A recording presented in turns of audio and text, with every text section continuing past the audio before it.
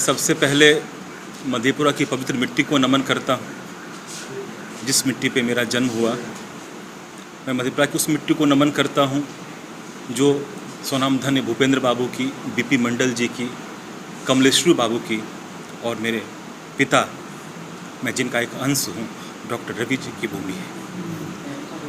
मैं आभार प्रकट करता हूँ नए बिहार के विश्वकर्मा श्री नीतीश कुमार जी के प्रति कि उन्होंने मुझे इतना गुरुतर दायित्व दिया बिहार बाल अधिकार संरक्षण आयोग के अध्यक्ष के रूप में। बहुत सारी बातें हैं जो मैं साझा करना चाहूँगा आप लोगों से इस आयोग के बारे में। जब पदभार मैंने ग्रहण किया अध्यक्ष के रूप में और वहाँ आयोग में जो मेरा पहला इंटरव्यू हुआ था, मैंने उसमें यही कहा था तमाम पत्रकार साथियों से कि अब इस आयोग के नाम और काम को लोग जानेंगे। आप लोग एक ही आंकड़े से समझ सकते हैं कि दुनिया की 30%, भारत की 36% और बिहार की 46%, 46% आबादी 18 साल से नीचे की है। और 18 साल से नीचे की उस आबादी से जुड़ी हुई तमाम समस्याएं, तमाम बातें बाल अधिकार संरक्षण आयोग के दायरे में हैं। चाहे वो सरकारी या निजी स्कूल हों, चाहे वो सरकारी या निजी हॉस्पिटल हों, चाहे वो बाल श्रम का मामला हो, चाहे वो बाल विवाह का मामला हो, चाहे वो मिड डे मील और आंगनबाड़ी केंद्र का मामला हो, चाहे वो चाइल्ड ट्रैफिकिंग का मामला हो, तमाम मामले इस आयोग के दायरे में हैं। और सबसे बड़ी बात ये कि इस आयोग को न्यायालय की शक्ति हासिल है। ये बहुत बड़ी बात है, बहुत बड़ा दायित्व माननीय मुख्यमंत्री जी ने दिया है। उन्होंने जो भरोसा किया है मैं उस पर खरा उतर पाऊँ, ये मेरी कोशिश होगी। पहली प्राथमिकता क्या होगी सर?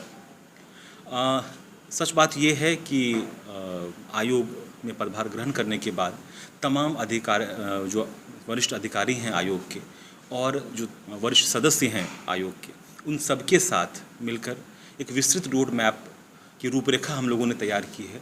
बहुत जल्द वो रोड मैप तैयार होगा और 38 जिला में उसकी झलक आपको देखने को मिलेगी। 18 साल से नीचे की बच्ची से जुड़ी हुई कोई भी समस्या हो, इतनी बड़ी आबादी को हमें एड्रेस करना है, तो तैयारी भी हमारी उसी अनुरूप होगी और बहुत जल्द वो रोड मैप मैं आयोग की ओर से जारी करूँगा। इस जिम्मेदारी को कैसे देखते हैं आप? निश्चित रूप से जब पदभार ग्रहण करने के बाद माननीय मुख्यमंत्री जी का आशीर्वाद और मार्गदर्शन लेने गया था मैं अपनी टीम के साथ, तो उन्होंने कहा था कि आपके ऊपर बहुत बड़ी जिम्मेवारी दी गई है। निश्चित रूप से इस जिम्मेवारी का मुझे एहसास है, क्योंकि बच्चे ही हमारे आने वाले कल के भविष्य हैं। अगर उनका भविष्य संवर जाए तो हमारा राज्य संवर जाएगा, हमारा देश संवर जाएगा। तो मैं पूरी गंभीरता से, पूरी तन्मयता से इस जिम्मेदारी को निभाऊंगा। आप मधेपुरा से आते हैं, मधेपुरा के लिए क्या प्राथमिकता होगी आपकी?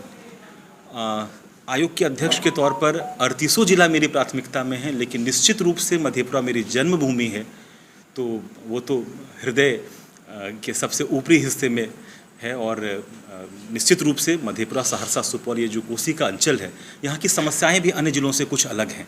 तो निश्चित रूप से मधेपुरा, सहरसा, सुपौल के लिए, कोसी के अंचल के लिए, फिर सीमांचल है तो सीमांचल की भी कुछ अलग समस्याएं हैं। चाइल्ड ट्रैफिकिंग का मामला जो है वो सबसे अधिक सीमांचल के इलाके में है। वो तमाम चीज़ें हैं जिसको आप बाल तस्करी कहते हैं, तमाम चीज़ें हैं। और बहुत सारे NGO हैं जो कि बाल संरक्षण के क्षेत्र में काम कर रहे हैं, उन सबको इकट्ठा करके, प्लस सरकार के जितने विभाग हैं उन विभागों से समन्वय स्थापित करके हम लोग एक विस्तृत रोड मैप तैयार कर रहे हैं। पटना से मधेपुरा पहुँचे, कार्यकर्ता में काफ़ी खुशी की लहर है और काफ़ी फूल माला भी दिया जा रहा है।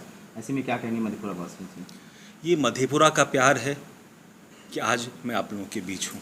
ये मधेपुरा का विश्वास है, मधेपुरा का अपनत्व है, मधेपुरा का भरोसा है कि मैं जो कुछ भी कर पा रहा हूँ अपने राज्य के लिए या अपने नेता की उम्मीदों पर अगर खरा उतर पा रहा हूँ, तो ये इसके मूल में मधेपुरा है, मधेपुरा की मिट्टी का संस्कार। अंत में संदेश क्या होगा?